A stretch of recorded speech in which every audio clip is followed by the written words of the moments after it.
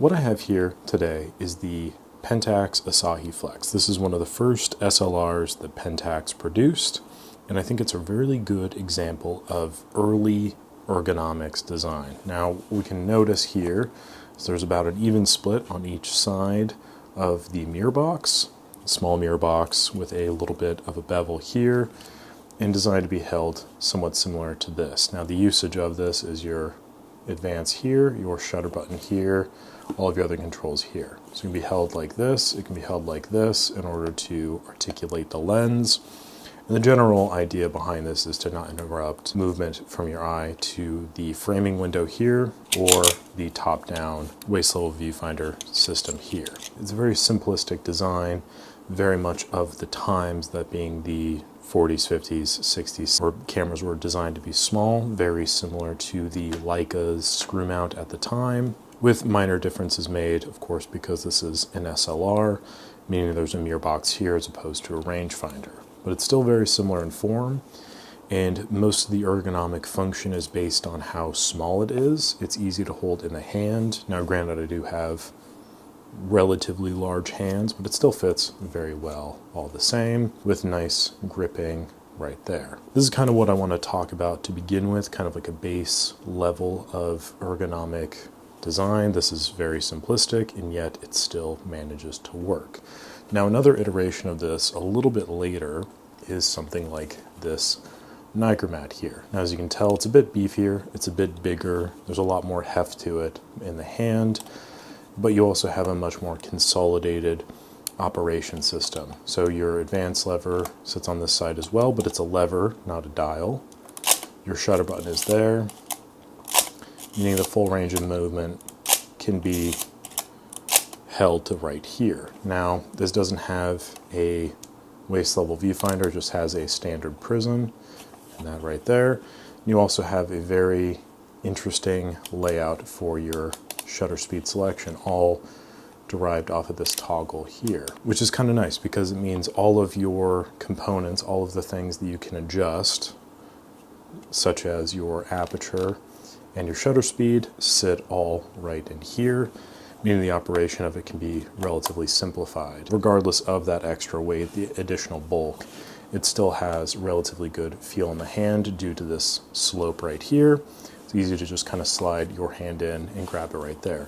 You'll also notice that the split is a little bit more centered on this side. You have a lot more bulk of camera here as opposed to here. Due to the fact that all of the operation is here, you're more likely to keep your hand here. So it makes sense to have much more weight, much more surface area to hold on to on this side. Now, we see a further interpretation of this in the Nikon F2. Now, it's a similar situation here in terms of your advance lever, shutter button, but now your shutter speed dial has been moved up to the top here. So again, it's a little bit different, but everything is like all right here. The only thing on this side is kind of a hot shoe system. So all of your control is very simplified, it's very centralized. Ease of design is to use the other hand to hold the lens and make the aperture adjustments from there. But everything else is right here. And again, you kind of see that split in the camera, a lot more surface area here as opposed to here. But again, that makes sense with the use of the system. Staying in line with Nikon, we have a further interpretation of this with the F3. Now, this is the most pronounced of all the changes that we've talked about thus far. You still have that split, but you now have the addition of a small grip system. Now, this is a subtle grip, it's not very obtrusive, and it just kind of sits out on the front a little bit, but it is enough to get a good hold on to. It's enough to really wrap your fingers around. It feels good in the hand. Due to the addition of ball bearings and the advanced system here, you have a very smooth advance, so it doesn't require a whole lot of pull as opposed to the other cameras we've talked about. So having the grip here is kind of an aesthetic thing, but it is also a functional thing. And even on this side, you'll notice there's a little bit of a grip system here. So it's kind of easy to hold on to here as well. But predominantly, again, all of the controls are focused on this side. And you have, of course, your aperture controls here. But again, very easy to control, very easy to hold on to. But let's go back to Pentax really quickly, because they weren't just sitting the original design. they inevitably led with something like this. This is the Super A. You'll notice it has a front grip here, but it also has a rear grip here for your thumb. And this ties nicely into a little memo slot here, so you can tell what film you're shooting, slide that in right there. But all of this means you have a very good gripped camera with usage of both the front and the rear grip to hold on to. Now again, you're looking through the viewfinder, so this is designed to keep your hand out of the way. Seen also in cameras such as the X700 with a grip here and a rear thumb grip here. This kind of becomes the meta to a certain extent. Small grip there, small grip on the back. Lighter weight plastics make it a little bit easier to hold. A lot lighter weight, easier to carry around with you. Not as durable feeling as the metals that were used previously, but you're able to get a bigger camera for less weight with more electronics. So overall, the ergonomics of this kind of play into that kind of functionality of the camera system as it evolves. Now, a couple things to talk about are the box cameras. This is a very famous one, the Zorky 10. And while it does look like it shouldn't be anywhere close to ergonomic, there are a few things that even this is able to achieve via the usage of your advanced lever and your shutter switch here. It makes a very natural holding system. Notice how all my fingers are kept from the lens and also from the viewfinder. You have to make the adjustments out of the normal way in which you would hold this camera, but it's not that big of a deal. Just make your adjustments and then return back to here. It does feel good in the hand despite its boxiness. It's not going to fit super well in a pocket, but it does fit well in the hand. Now on the flip side of that, we have the Zenit 412 here. Now this is probably the other end of the spectrum in terms of ergonomic functionality. You can notice that it is just all about the grip. It's all about the stylized ergonomics here. It has a very deep welling grip here. It has a very pronounced thumb grip on the rear here. And everything is kind of designed to be held on, form-fitted to the hand. Now, there's a few problems with this. One, it is a very cheap camera, and you can feel that in the shutter, and also the advanced throw is way too far, I think. Kind of falls out of that ergonomic because you're not able to just hold it here. You have to double stroke that. Single stroke, you have to kind of throw all the way around. Beyond that, the controls are so deeply embedded in here, you really have to kind of get in. And it's not a very fun dial to use. Past all of that, the actual materials that was used, it's like this very loud plastic. You can hear creaks, you can hear cricks, and the shutter itself does not really inspire confidence. However, the ergonomics of it are almost enough to kind of overlook some of those elements. However, I still think the Zorky 10 has a better feel in the hand in spite of its blockiness. Now, these are very blocky cameras, as you can tell, but they're definitely benefited by their size. This is very small, fits in the hand very nicely. The overall ergonomics of it are relatively simplistic. You just kind of hold such as this, with your control dials being on the front. It does provide this really nice aesthetic look. You have, again, a kind of 50-50 split here on the front. However, it's one of those that you want to set and then forget, because constantly making adjustments while trying to shoot it can prove to be a bit challenging, I'd imagine. We'll take that and go into the next batch of small cameras, which is point and shoots. Now, the benefit of point and shoots as opposed to SLRs is you have a lot more freedom in design language. SLRs are kind of standard. That is kind of what they're going to be. You have to have a camera, the mirror box, and a lens.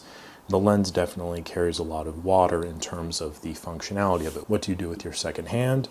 You hold the lens. So for something like this Olympus stylus, designed to be incredibly small, lightweight, compact, everything can be easily utilized with one hand. You don't have to worry about your second hand because you're just using the one.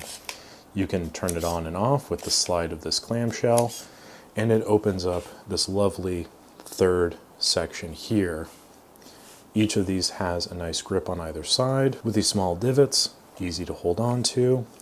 And again, the thumb rest on the back here, making it very easy to hold and to frame. But again, it is benefited by size. So if we go to something a little bit larger, like the Pentax here, it's a little bit more interesting to see how they combat the size of this camera while still making it a ergonomic pleasure to use. And it's very subtle. You have small grip here, you have a little bit of a grip here, a more pronounced grip on the back, and all of the controls are kind of laid out in a way that is simple for the hand. You have a zoom control system here, so as I rest my thumb on the grip, it's easy to toggle the zoom. You have a shutter button here, all very easy to use as I just hold this camera naturally. Now, because of its size, maybe I want to use both hands.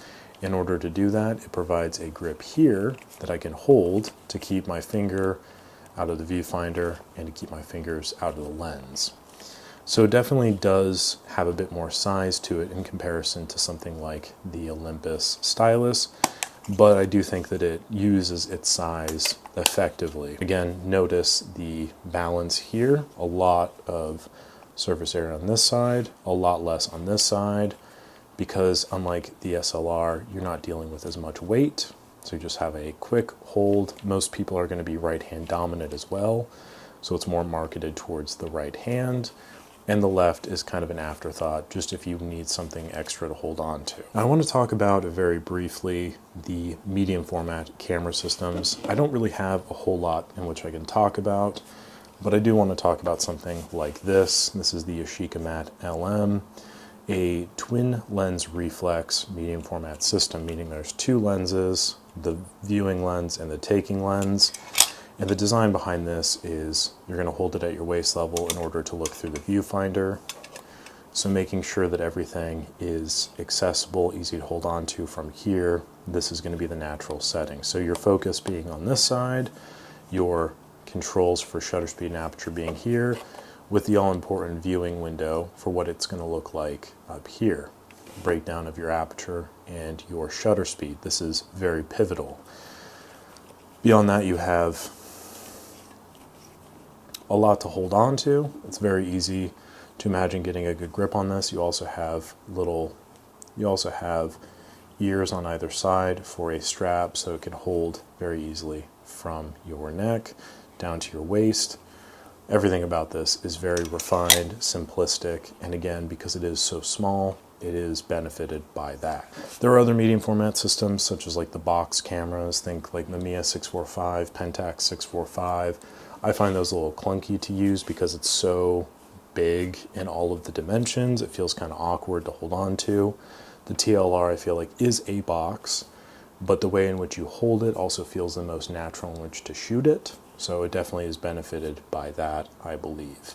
This is kind of an introductory course into some of like the ergonomics that I think about in terms of using a camera. I'd be curious to know what you think. Leave a comment down below what cameras you think are surprisingly ergonomic despite what they look like, or if there's anything I missed that you want me to talk about, leave a comment there as well. I'd love to hear it. Thank you so much. Appreciate it as always, and I'll catch you on the next one.